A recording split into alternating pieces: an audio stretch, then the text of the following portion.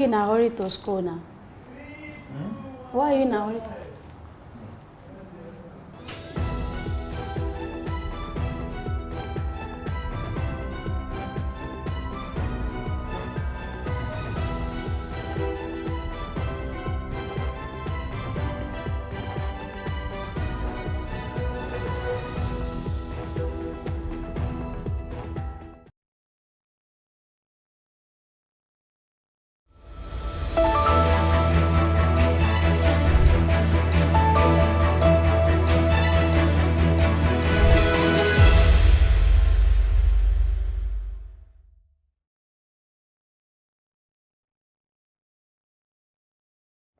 Hello and welcome to News Hour on Souk News, your choice stations for developmental news in Nigeria and around the world.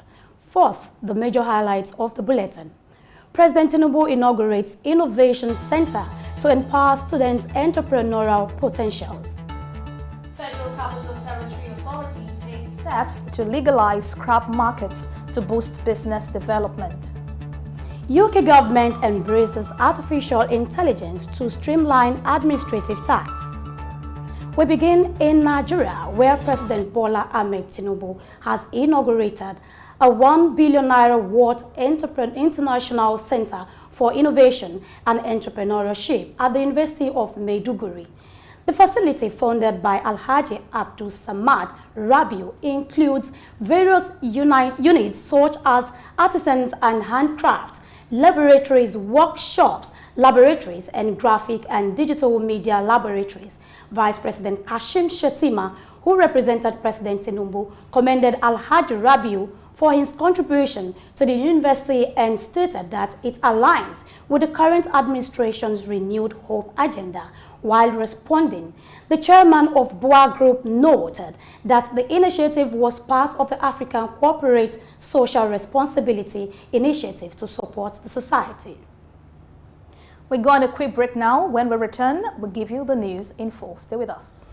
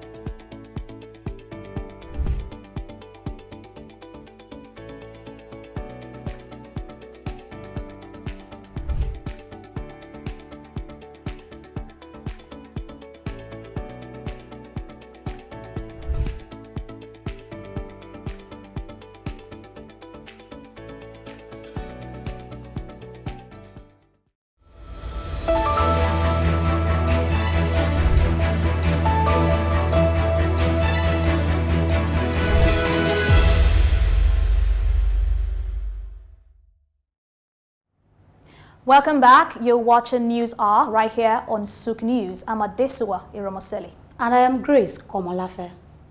The Federal Capital Territory Administration, FCTA, has announced plans to legalize and regulate activities at scrap markets in the capital city. Additionally, the authority also aims to establish a Pan-Taker Enterprise hub that will provide shared facilities for operators in the scrap market, ensuring proper coordination of their operations and improving the environment. This initiative will allow operators to access business development services and government interventions to enhance their businesses. Furthermore, the Pan-Taker Hub will formalize the engagement of residents of the FCT involved in the use of waste materials like wood, aluminium, iron, and other metals. According to Chudi Ezirigwe, the acting managing director and CEO of Abuja Enterprise Agency, establishing the Pan-Taker Hub will create a formal location for shared facilities and promote sustainability and profitability for businesses in the sector. Away from that, the Director General of the Securities and Exchange Commission, SEC, Lamido Yuguda, has expressed confidence that the $1 trillion economy target set by President Bola Tinubu's government is achievable through the capital market. During the recent Capital Market Committee meeting, Yuguda stated that the SEC is focusing on mobilizing capital market funds for infrastructure projects to realize the economic target by 2026. By addressing infrastructural deficits and providing a conducive business environment, Yuguda believes that the capital market will enhance Nigeria's production capacity and contribute to economic growth. He also emphasized the importance of market literacy and resolving the foreign exchange crisis to attract more investors. In a bid to curb the use and distribution of illegal drugs and ensure the safety and well-being of young people in the country, the National Drug Law Enforcement Agency, NDLEA, has issued a warning to parents regarding the presence of small decorative bottles in their children's belongings. These bottles are being used to package a substance known as loud or colos, which has gained popularity among youths in upscale areas of Lagos such as Lekki, Ikoyi, and Victoria Island, thereby urging parents to be vigilant and check for these bottles as they are being sold at a high price of 15,000 naira each. The agency's Director of Media and Advocacy, Femi Babafemi, stressed the importance of parents being aware of this trend and taking actions to protect their children, adding that the agency is already taking actions, making arrests and seizures in relation to this issue. And in the eastern region, Enugu State Governor Peter Mba has announced plans to construct over 250 smart schools across the 260 wards of the state within 14 months. The initiative aims to provide world-class education, particularly targeting the poorest children in the remote areas. Governor Mba emphasized the significance of education in elevating Enugu State's gross domestic product GDP from $4.4 billion to $30 billion by 2031. Each smart school will feature internet access, solar power, modern ICT centers, robotic and artificial intelligence facilities, laboratories, creative production studios, and interactive digital whiteboards. It says the state has allocated 30% of its 2024 budget to education, and the first smart school has been completed, with contracts awarded for 9 more and an additional 250 in the pipeline. The governor also said that the global experts are training teachers for these model smart schools. The Managing Director of the Federal Housing Authority, FHA, Benga Ashafa, has stated that the authority needs a minimum of 500 billion naira to effectively reduce homelessness in the country. Ashafa revealed that the authority has constructed approximately 149,000 housing units over the 50-year span of its existence. Speaking at a press briefing ahead of the Housing Authority's 50th anniversary, Ashafa highlighted the significance of the housing sector in the economy and emphasized the positive impact the FHA has made by providing both direct construction and partnership-driven housing units. He also expressed the authority's commitment to making housing more affordable through initiatives like the Rent-to-Own scheme. The Independent Petroleum Marketers Association of Nigeria, IPMAN, says the pump price of petrol is likely to decrease in the coming days. This follows the availability of the product as a result of the Nigerian National Petroleum Corporation's massive imports of premium motor spirit PMS. The National Public Relations Officer of IPMAN, Ukadike Chinedu, who revealed this, added that once the products start reaching filling stations, the fuel price will reduce, as the recent high cost was due to a drop in supply. This development aligns with the confirmation from the Nigerian Port Authority that 18 ships carrying fuel and other items have arrived at the Lagos port. Recently, there has been fuel queues in some part of the country, including Abuja, Nasarawa, and Niger State. However, with the increased import and the products becoming more available, the fuel scarcity issue is expected to be resolved soon. We go on a quick break. When we return, we'll bring you foreign news. Stay with us.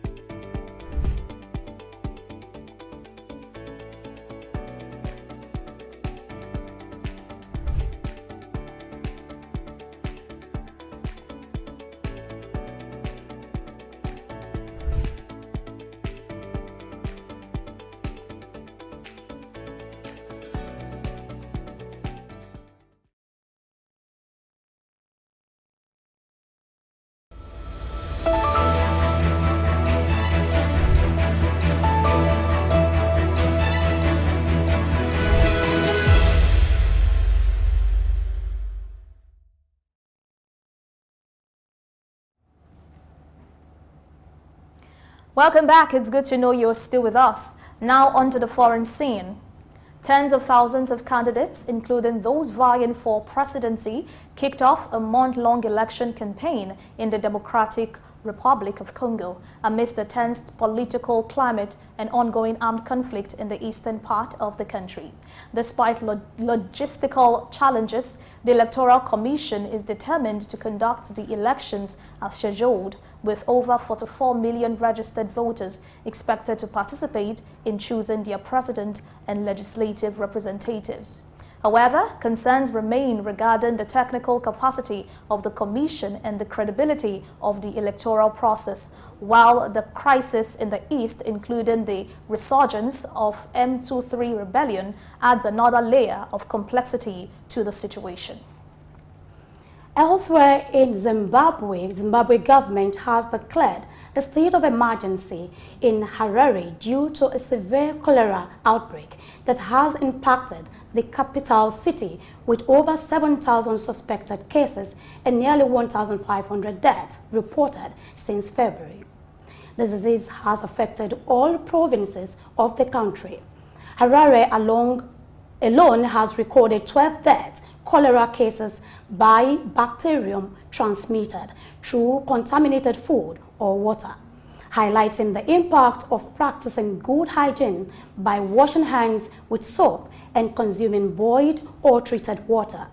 In response to the outbreak, the Health Ministry and aid groups are working together to increase water supply and raise awareness about preventive measures in affected areas.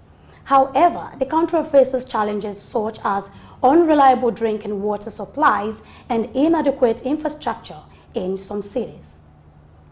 In another development, His Highness Sheikh Mohammed bin Yazid Al Nahyan has made a significant directive to provide medical care for 1,000 Palestinian cancer patients from the Gaza Strip. These patients will receive essential treatment and health care in UAE hospitals, demonstrating the UAE's unwavering commitment to supporting the Palestinian people and addressing the escalating humanitarian situation in Gaza. Additionally, the president has also instructed for the hosting of 1,000 Palestinian children and their families in the UAE, where they will receive comprehensive healthcare services until they recover fully. Moreover, a fully equipped field hospital will be established in Gaza Strip as part of the Gallant Knights 3 operation to meet the humanitarian needs of those affected by the conflict. Following his abrupt dismissal as CEO of OpenAI, Sam Altman is reportedly in talks to potentially return to the company while also considering launching a new artificial intelligence venture.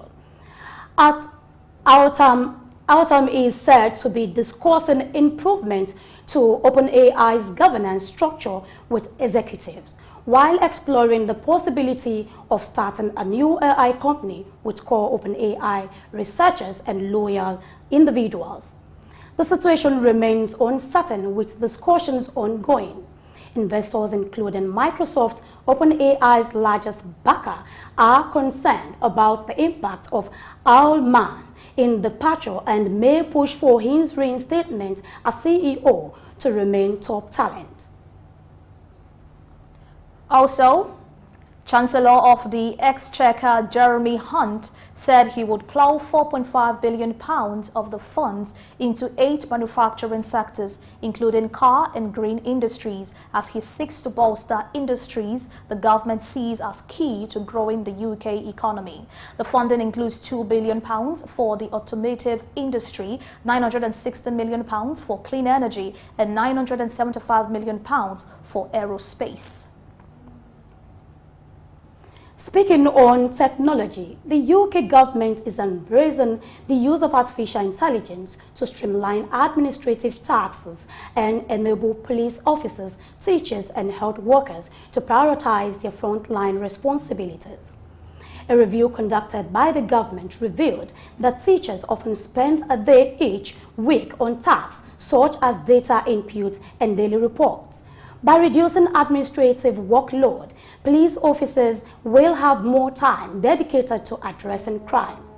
The implementation of AI technology will assist in automating these administrative tasks, freeing up valuable time for professionals in the educational and law enforcement sectors to enable them focus on their core duties. And into this business story. The Nigerian Sovereign Investment Authority, NSIA, has introduced a $500 million renewable investment platform for limitless energy, Ripple, to enhance the country's renewable energy efforts. While $25 million has been committed to the project, the NSIA signed a Memorandum of Understanding with the International Finance Corporation to collaborate on strategy investments in the core focus areas of the platform. The Managing Director of NSIA, Aminu Umar Sadiq, expressed optimism about the impact of Ripple in expanding energy access and ensuring energy security. He noted that the renewable investment platform for limitless energy, Ripple, is built on 3 pillars which aim to address energy demand through diesel displacement, franchising, and backward integration towards photovoltaic system manufacturing. The pilot project, located in the Tokarawa Industrial Hub, Kano State, involves generating and distributing 70 megawatts of energy to industries, commercial and residential areas, as they focus on expanding beyond solar PV to include green hydrogen, waste-to-energy, mini hydro and wind projects. Away from that, in a significant development, Saudi Aramco, one of the leading oil producers, has confirmed the discovery of 2 new natural gas fields in the MT Qatar region. The Al Hiran gas field, yielding 30 million standard cubic feet per day and 1,600 barrels of condensate daily, and the Al Mahakik gas field, with a flow rate of 0.85 million standard cubic feet, marks substantial additions to Saudi Arabia's energy reserves. Beyond this, natural gas findings have been reported in 5 reservoirs within previously discovered fields. The announcement aligns with Aramco's ambitious goal to increase gas productivity by 50% by 2030 compared to 2021 levels. This diversification strategy extends beyond discoveries, with Aramco's recent strategic investment in liquefied natural gas, LNG. The company's push into the natural gas sector involves a $500 million stake in Mid-Ocean Energy, demonstrating a keen interest in the evolving LNG market. Aramco's CEO, Amin Nasser, underscores the company's commitment to further invest in LNG, positioning Aramco as a key player in the seaborne gas market. This development reflects a broader industry trend towards cleaner energy sources and Saudi Arabia's proactive approach to securing its standing in the global energy landscape. France, Germany and Italy have jointly agreed on a regulatory framework for artificial intelligence, aiming to expedite negotiations at the European level. According to a joint paper, the governments support voluntary but binding commitments for both small and large AI providers in the European Union. The European Commission, Parliament and Council are currently in negotiations regarding the EU's AI position. The three governments argue that binding rules of conduct and transparency should apply to all, avoiding a potential competitive advantage for major US AI providers. While initially avoiding sanctions, a European authority may monitor compliance in the future.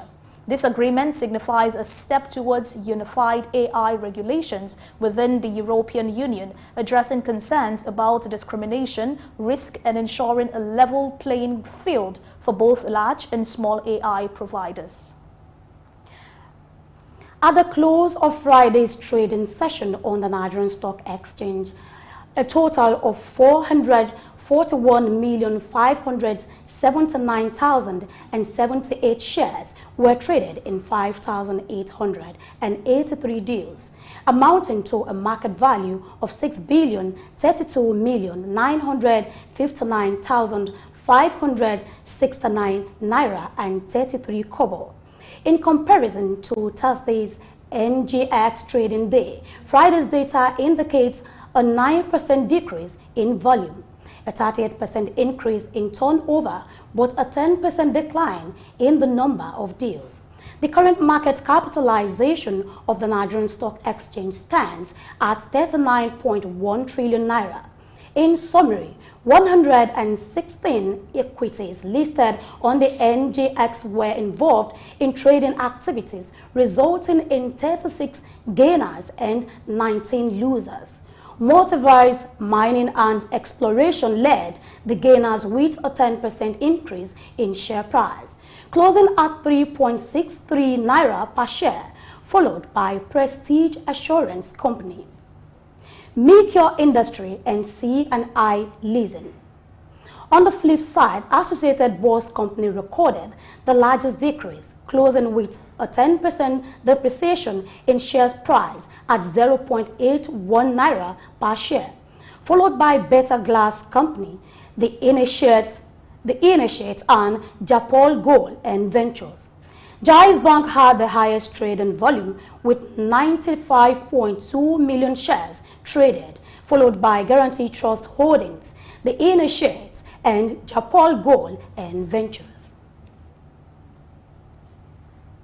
Away from that, at the conclusion of the Friday's trading session on the Johannesburg Stock Exchange, a total of 250,458,108 shares were traded in the 321,996 deals, amounting to a market value of 15,467,272,991 South African rand and 11 cents.